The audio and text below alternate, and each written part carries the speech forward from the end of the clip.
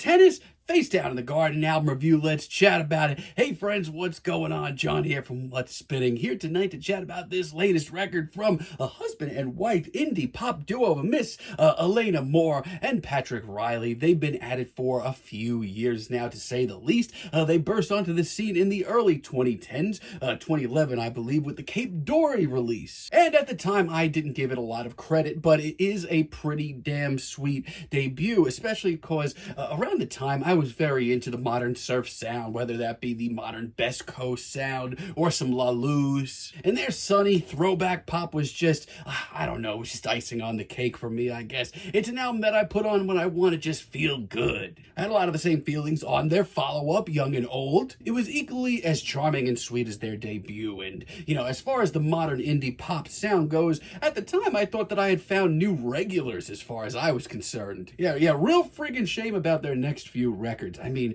their next few, I don't know. I feel like it's some of the most faceless indie pop that came out. I mean, good Lord, Ritual and Repeat.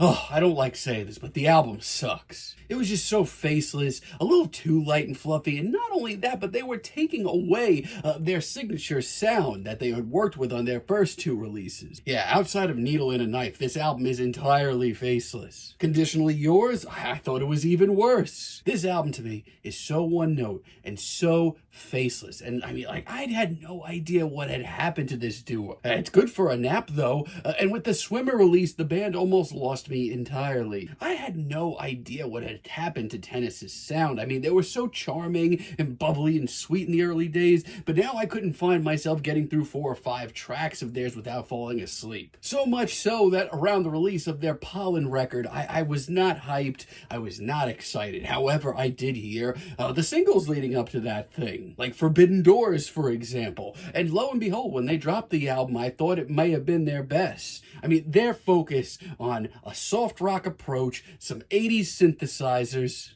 not only that, but a sort of kaleidoscopic, colorful atmosphere did wonders for their sound. Not only did I love it, it was one of my favorite records of the year, and I stand by it. Now, recently they've announced this album, and it's going to be their final record. They are taking an indefinite hiatus after the release of this record and the oncoming tour. And that to me is upsetting, just because I feel like the band's been hitting their stride lately. And not only that, but the singles leading up to this thing were divine. Let's chat about this. The Apartment kicks this album off, and let me tell you, it really picks up right where Pollen left off, and it is breathtaking. It is a dramatic, classy piano ballad with Elena coming off like this misty angel hovering above this sort of soft rock backdrop. And you know what? It's short, it's sweet, but it sets the mood, that smoky, sexy, light on the ears mood. And that's all before this very mellow, sort of low-key beat drops and that kaleidoscopic atmosphere comes rolling back in. It's a pretty commanding intro for them, but it reminds you of who the hell you're dealing with and sets the stage really, really nicely. Way to Desire, I mean, this track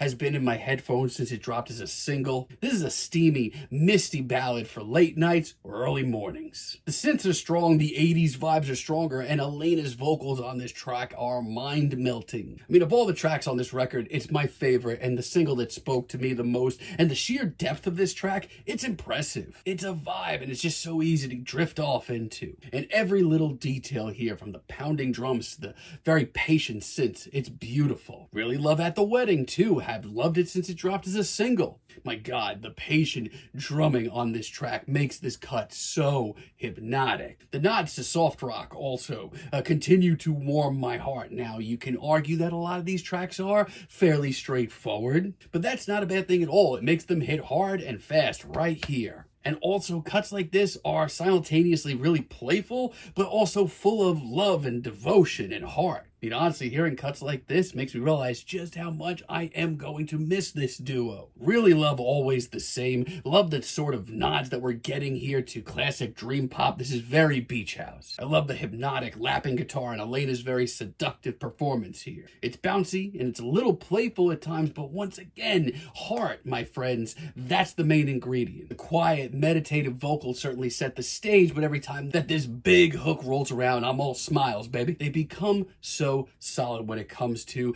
generating these really immaculate atmospheres. I'm gonna miss these two. Really love Sister as well. This is another great deep cut. Really love the low-key groove that we get here and the really memorable guitar line. And vocal-wise, as these tracks push on, I just feel like Elena is sounding more and more passionate. There's also a level of intimacy on this record that I do find commendable. These instrumentals are very in the moment often. You really do feel like you're at this one-on-one performance with Tennis. Oh, and it's a beautiful show. And thankfully, for their final record, at least for now, I don't really have that much bad to report. Like, I can only describe you, this is easily the least interesting cut here. And it's an odd one because if you really look at the elements that make up this track, I mean, most of them sound pretty decent. And from a distance, this track sounds great. Matter of fact, Elena's vocal performance here, it's very pleasant. Instrumentally, this is a very dense cut, very Julie Cruz. But in a weird way, everything about this track clashes. A lot of elements on this cut sound like they're fighting for attention in an odd way.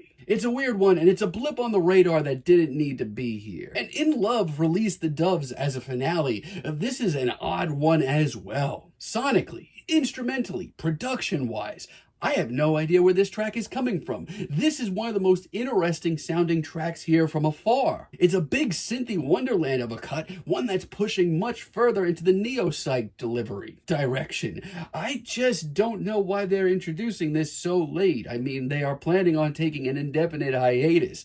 This is kind of a cliffhanger that didn't need to be here. Outside of that, though, I mean, my hat is off. This is another very solid record. I think it's on par with the Pollen record, and I can easily see this being one of the better pop records of the year. Really love Through the Mirror. This one has this sort of sense of regalness to it. It's very elegant between the dreamy guitar licks and the backing vocals that we get here as well. Everything just clicks, and once again, it doesn't seem like it's the craziest formula, but I just feel like Elena and Patrick got together on this album and just made some really short magic. And 12 Blown Tires, late in the album cycle, this single sealed the deal for me. Love the breezy, strummed riff and Elena's very majestic performance. It's one of the more pensive cuts here, but once again, it's all in the little details. The backing vocals, the atmosphere, the guitar solo, everything just clicks. It's stunning. It's another great single from this record, one that's easy to get lost in, and for the most part, this is a hell of a goodbye from Tennis. I mean, who knows if they're ever going to reunite or do another record, but for right now, they're certainly leaving us with a very pleasant set of songs. If you enjoyed the sounds